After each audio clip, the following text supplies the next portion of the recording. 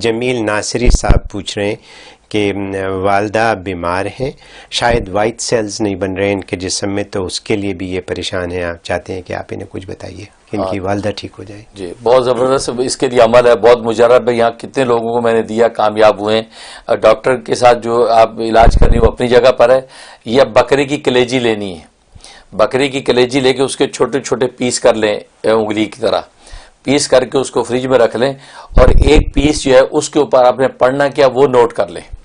اس کے اوپر آپ نے سورہ قریش پڑھنی ہے 3 دفعہ سورہ قریش پڑھ کے، اور وہ جو ہے وہ کلیجی کا پیس جو پانی کے ساتھ نگل جائے، کیونکہ ایسے چبانا مشکل ہوگا، لیکن وہ منہ میں ڈال کے پانی سے نکلیں گے، وہ گٹ جھٹ سے گولی کی طرح اندر چلا جائے گا. تو یہ 21 دن آپ بلا ناغہ کر لیں، پھر آپ ڈاکٹر سے رپورٹ کرنا، آپ کے ریڈ سیل صحیح ہو جائیں گے. یہ ایسا مجرب عمل ہے، کتنے لوگوں نے کیا ہے کہ اللہ تعالیٰ نے ان کے ریڈ سیلز بالکل سیٹ کر دیے، اور وائٹ سیلز ریڈ سیل کے امتزاج بالکل درست ہو گیا.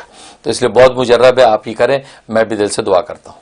ایک سوال اور ہے، تھوڑا سا عجیب سا سوال ہے، سلیم انصاری صاحب نے پوچھا ہے. بہرحال انہوں نے پوچھا ہے تو میں آپ سے پوچھوں کہ انہوں نے پوچھا ہے کہ احتلام روکنے کا طریقہ، اور اگر یہ کچھ خارج ہو جائیں تو وضو کیا کریں یہ پاک ہونے کے لیے. اچھا خیر، شرم میں تو کوئی شرم نہیں ہے، کیونکہ شریعت میں مسائل پوچھ سکتے ہیں. ہاں اس کے لیے نوٹ کر لیں، جب سونے لگیں تو شہادت کی انگلی سے عین میم را عمر رضی اللہ تعالیٰ کا نام سینے پہ لکھ کے سوئیں.